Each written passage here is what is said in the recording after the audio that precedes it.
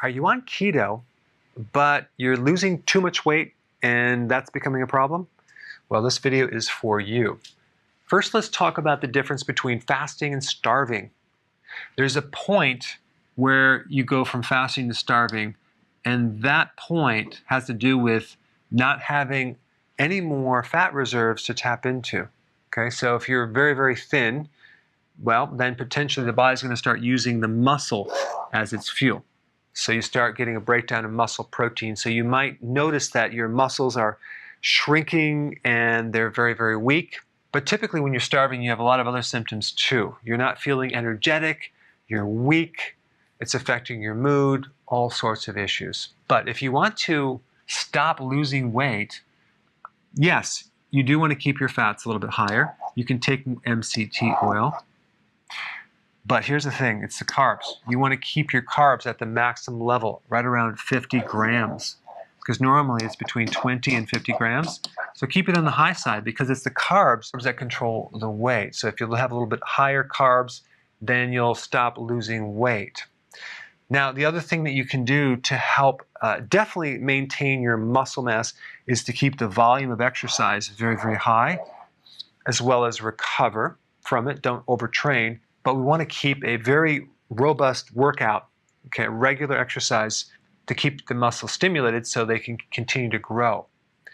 It's also important, especially if you are fasting. Let's say you're doing one meal a day because you're seeing all these great benefits, but you're getting to the point where you're getting too thin, is to make sure you're taking a lot of nutrients, electrolytes, B vitamins, but also take some amino acids.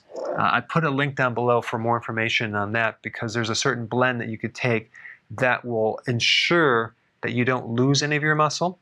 So that's one of the problems with fasting is you don't want to lose muscle. So this will prevent that. Plus, you want to be taking certain nutrients.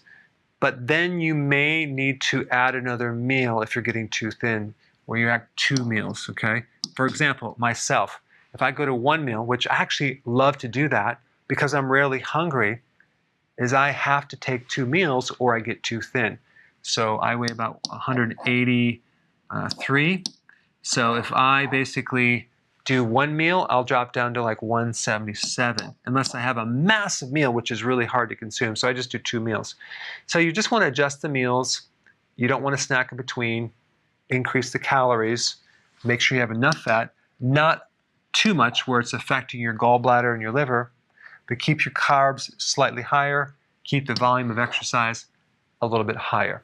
This violates that principle I told you about in other videos where you never want to eat unless you're hungry, except in this situation where you just need to keep your calories up or you're just going to be too thin. All right, thanks for watching.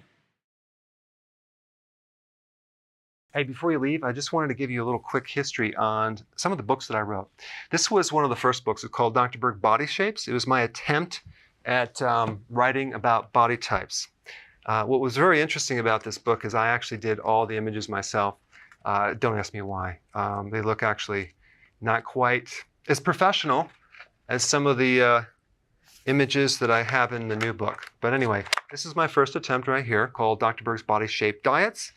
And then I wrote a book more extensive called The 7 Principles of Fat Burning. I don't even have a copy anymore, actually, because it's outdated. The next book, I put about 1,000 hours into this one right here called The New Body Type Guide. Major updates on the body types. I put a lot of energy into this. It has professional images, graphics, all sorts of things. Now, the problem with this book is it doesn't really describe what this is really about.